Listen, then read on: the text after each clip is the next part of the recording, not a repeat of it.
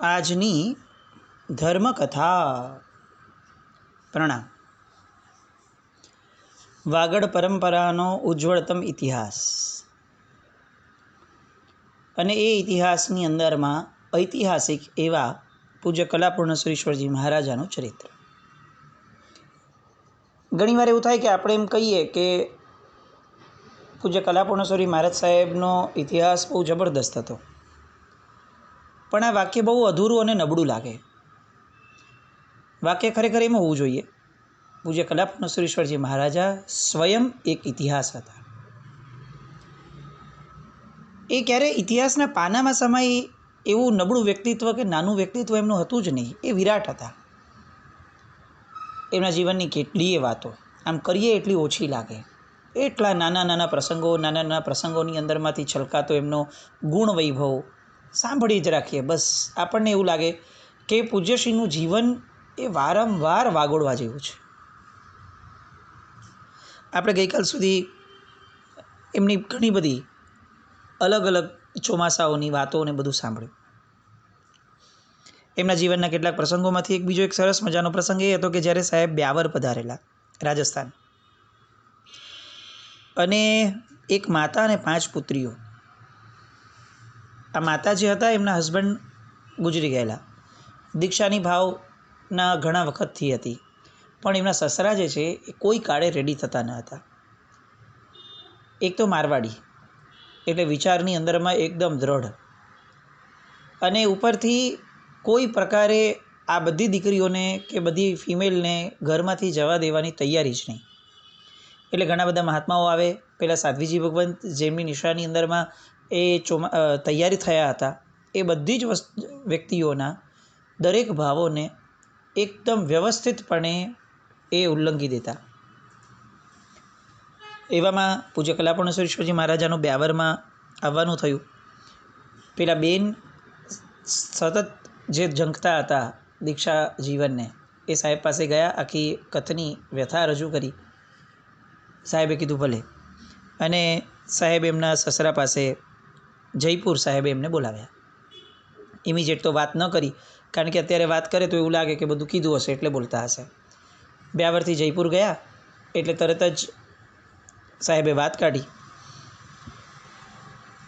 Within 20 minutes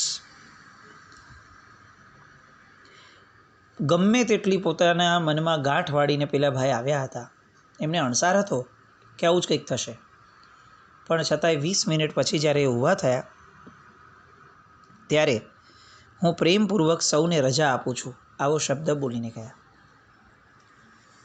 વ્યક્તિના ઓરા સર્કલની શું તાકાત હોય છે એ આપણી કલ્પના બહારની વસ્તુ છે. સાહેબના જીવનમાં આવા તો અનેક પ્રસંગો, અનેક વાતો આવી કે જે વાતોને સાંભળીએ તો એમ થાય કે સાહેબ કેટલા ગજબ હતા, અને આપણી સાવ આટલા નજીકના ભૂતકાળમાં હતા, અને તેમ છતાં આપણે ફક્ત સાહેબને જેમ લોકોએ કર્યું એમ, સાહેબ બહુ જોરદાર હતા, સાહેબ બહુ મહાન હતા, સાહેબ અધ્યાત્મ યોગી હતા, બસ આટલું કહી અને એમના જીવન વિશે કંઈ પણ આપણા જીવનમાં વિચારવા માટે પૂર્ણ વિરામ મૂકી દીધો. આ આપણી સૌથી મોટી ભૂલ. ઇનફેક્ટ આ રૂલ દરેક મહાપુરુષો માટે આપણને નડે છે. આપણામાં ન સાતત્ય છે, ન ઊંડાણમાં ઉતરવાની કોઈ જ ઝંખના છે. એટલે આટલા વિરાટ વ્યક્તિત્વને પણ આપણે કેટલા નાના શબ્દોની અંદરમાં અનુમોદી અને છોડી દઈએ છીએ, જે કેટલું દુઃખદ છે આપણી માટે પણ, અને આપણી પ્રગતિ માટે કેટલું અવરોધક છે. સાહેબ ત્યાંથી માંડવી આવ્યા. માંડવીની અંદરમાં દરિયા કિનારે નરસિંહનાથાનું જિનાલય બનાવેલું છે, શ્રી અજીતનાથ ભગવાનનું. વાત છે ઈસવીસન 1985, વિક્રમ સંવત 2042. પૂજ્ય કલાપૂર્ણેશ્વરીશ્વરજી મહારાજાનું નામ લેવાય એટલે એક સ્તવન 100% આપણા બધાના મુખમાંથી નીકળે. સાહેબની આઈડેન્ટિટી, સાહેબનો ટ્રેડમાર્ક, અને સાહેબ જાણે આપણને એવું લાગે કે આ સ્તવન એમણે જ રચ્યું હશે, એટલું બધું સાહેબના નામ સાથે જે સ્તવન અડીને રહ્યું હતું, એવું સ્તવન એટલે પ્રીતલડી બંધાણી રે અજીત જીણંદશું. આ સ્તવનની શરૂઆત સૌથી પહેલી વાર પૂજ્ય કલાપૂર્ણેશ્વરીશ્વરજી મહારાજાએ સ્વમુખે આ સ્તવન જે ગાયું હતું એ આ વિક્રમ સંવત 2042 ઈસવીસન 1986 માંડવીનું ચાતુર્માસ, અને આ ચાતુર્માસની અંદર દરિયા કિનારે નરસિંહનાથાના બનાવેલા જિનાલયની અંદર સાહેબે આ સ્તવન સૌથી પહેલી વાર ગાયું હતું, અને ત્યાર પછીથી સાતત્યપૂર્વક ગાતા. સાહેબના જીવનનો આ અદ્ભુત ગુણ. સાહેબનું જ્યારે જીવનનો અંતિમ ક્ષણનો સમયની વાત જ્યારે આવશે ત્યારે આપણને આ વાત પણ સમજાશે કે સાહેબ એક ગુણના કારણે અતિશય સાહેબ સમાધિમય રહ્યા છે જીવનભર, અને ઇવન અંતિમ ક્ષણે પણ. દીક્ષા પહેલાં પણ સાહેબનામાં આ ગુણ હતો, દીક્ષા પછી પણ હતો, દીક્ષાના આચાર્ય પદવીના સમય ત્યાં એ ગાળા દરમિયાન બી હતો, આચાર્ય પદવી જ્યારે ભોગવી એ સમયગાળા દરમિયાન પણ હતો, અને છેલ્લી ક્ષણોમાં પણ હતો. એ ગુણ એટલે સાતત્ય. સાહેબ કોઈ પણ વસ્તુને એકવાર કરી અને અટકી ન જતા. જે વસ્તુ એમને ગમતી એ વસ્તુનું સાતત્ય સાહેબ સખત રાખતા. આપણે જોયું છે ઘણી બધી વાતોમાં કે સાહેબને એક ભગવાન ગમી ગયા હોય તો એ રેગ્યુલર કોર્સમાં એ ભગવાન આગળ ધ્યાન માટે જતા. કેમ? ધ્યાન માટે બીજા ભગવાન નથી મળતા?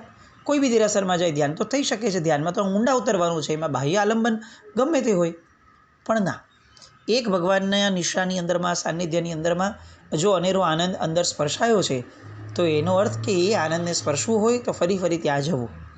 અને સાહેબ ફરી તે ભગવાનો પાસે જઈ અને પોતાનું હૃદય જે છે એ ભગવત ભક્તિથી વાસિત કરતા હતા. એવી જ રીતે જે ગ્રંથો સાહેબને ગમ્યા તે ગ્રંથોને સાહેબે અનેક વાર વાગોળ્યા. જ્યાં જે શબ્દોની અંદરમાં ઊંડાણ મળતું તે શબ્દો અને તે વાક્યોને પણ વાગોળતા. આપણને ખ્યાલ છે પ્રીતલડી બંધાણી સ્તવન જે છે એ સીધું ક્યારે નહોતું ગવાતું. જેણે સાંભળ્યું છે એ બધાને આ વસ્તુની જાણકારી છે. તારકતા તુજ માહેરી શ્રવણે સાંભળી, આ એમાંનો તારકતા શબ્દ હું સમજુ છું ત્યાં સુધી લગભગ 80-90 વાર ઘણીવાર આ પરાકાષ્ઠા સુધી પણ સાહેબ પહોંચ્યા છે. એક તારકતા બસ એમ બોલી જ રાખે સાહેબ, અથવા સાહેબની પાછળ જે બેઠવું એ ગાય રાખે, અને સાહેબની એક મુદ્રા પરથી ખ્યાલ આવે કે હજી સાહેબ એ જ ધારામાં છે. અને સાહેબ એ તારકતા શબ્દને કેટલી વાર વાગોળે, કેટલી વાર. અને આમ એવી કેટલી બધી લાઇન્સ કે જે લાઇનને રિપીટેડલી 15, 20, 17, 18 વાર એ લાઈનો સાહેબ ગવડાવે જ રાખતા. આ દર્શાવે છે કે સાતત્ય હતું.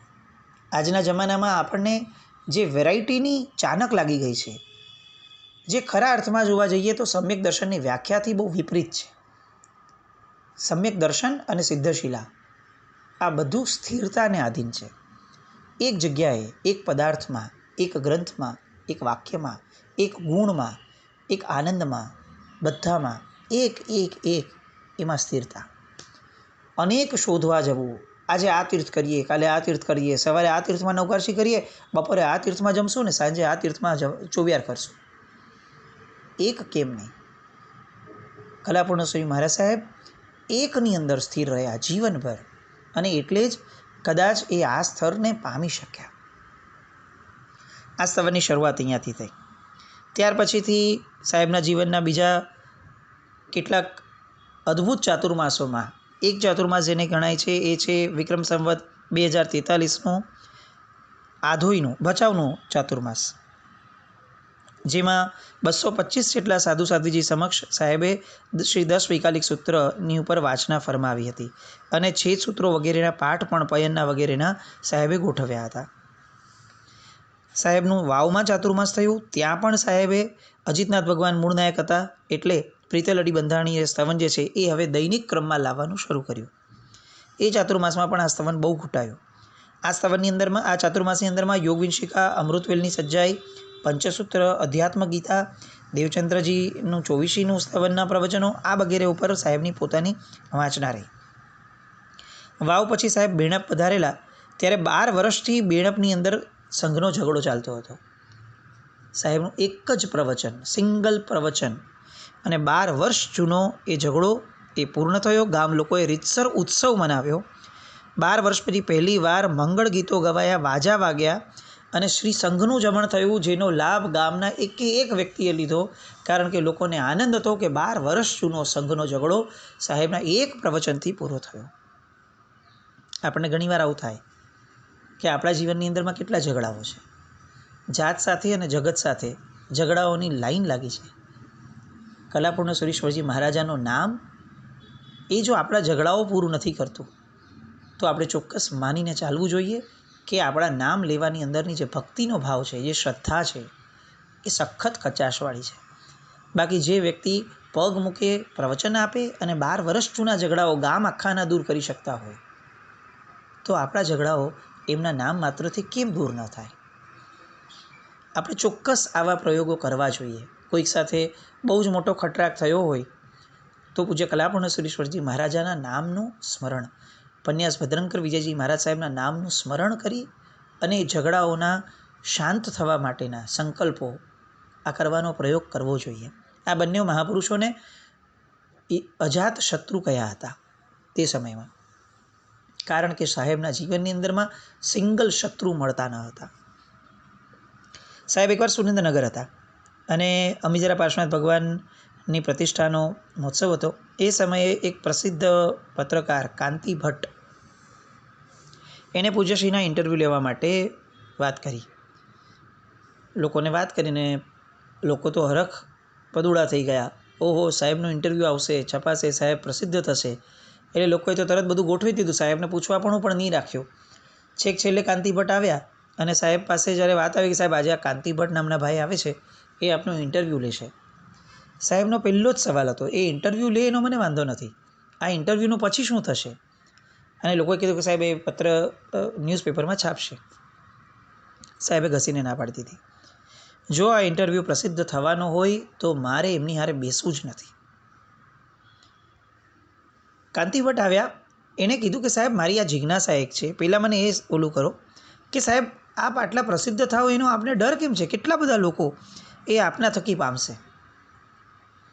અને ત્યારે કલાપૂર્ણેશ્વરી મહારાજ સાહેબ એમની આગવી પેટર્ન હતી કે ક્યારેય કોઈની સાથે આર્ગ્યુમેન્ટમાં ન ઉતરતા. એ આર્ગ્યુમેન્ટિવ નહોતા, એ જજમેન્ટિવ હતા.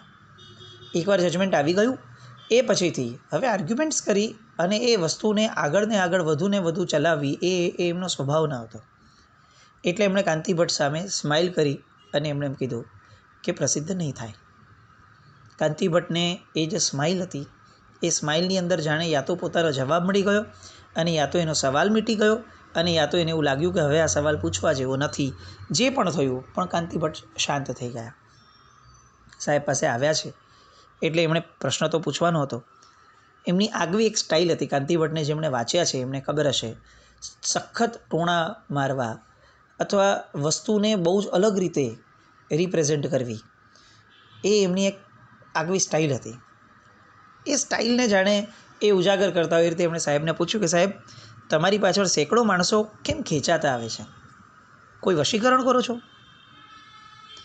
અને કાંતિ ભટ્ટના પ્રશ્નની સામે સાહેબે એની સામે જોઈ અને ફક્ત એટલું કીધું કે હું કદી વશીકરણ કરતો નથી, પણ હું એટલું જ જાણું છું, પ્રેમ આપો તો પ્રેમ મળે. દિવાલ ઉપર કોતરી નાખવા જેવું આ સ્લોગન જીવનના એકે એક સંબંધની અંદરમાં વણી લેવા જેવું આ એક સ્લોગન. સાહેબની પંચલાઇન, ટેગલાઇન જે કહો એ, પ્રેમ આપો તો પ્રેમ મળે. પૂજ્ય કલાપૂર્ણ સુરેશ્વરજી મહારાજા અધ્યાત્મ યોગી કેમ કહેવાયા? એનું એક કારણ, બહુ મુખ્ય કારણ, સાહેબ ફક્ત પ્રેમ આપતા હતા અને એ પણ પૂર્ણ નિસ્વાર્થ પ્રેમ. અને એટલે જ લોકો તરફથી એમને પૂર્ણ ભક્તિમય પ્રેમ મળ્યો. સાહેબના જીવનના આવા કેટલા બધા પ્રસંગો કે જે પ્રસંગોથી આપણને ખરેખર અંતરંગ જીવનને સ્પર્શવાનું મન થાય. સાહેબના આધોઈમાં ચાતુર્માસ થયું ત્યાર પછીનું જેઠ સુદ તેરસનો એ પ્રવેશ થયો હતો. ચાતુર્માસ સમયે પ્રવેશ સમયે પૂજ્ય રત્નસુંદર વિજયજી મહારાજ સાહેબ એ પણ સાથે હતા, ભુજમાં જઈ રહ્યા હતા. અને પછીથી આધોઈમાં સાહેબની 206 જેટલા સાધુ સાધ્વીજી ભગવંતની સામે લલિત વિસ્તારા ઉપર વાંચના થઈ હતી. આ જ ચાતુર્માસની અંદરમાં પૂજ્ય કલાપ્રભ વિજયજી મહારાજ સાહેબના ભગવતીના યોગોદ્વહન પણ કરાયા હતા. સાહેબના જીવનમાં કેટલા બધા પ્રસંગો, એમાંનો એક પ્રસંગ કે જે જાણવા જેવો છે. સાહેબના જીવનના ઘણા બધા આયામો આ એક પ્રસંગથી બદલાઈ ગયા હતા.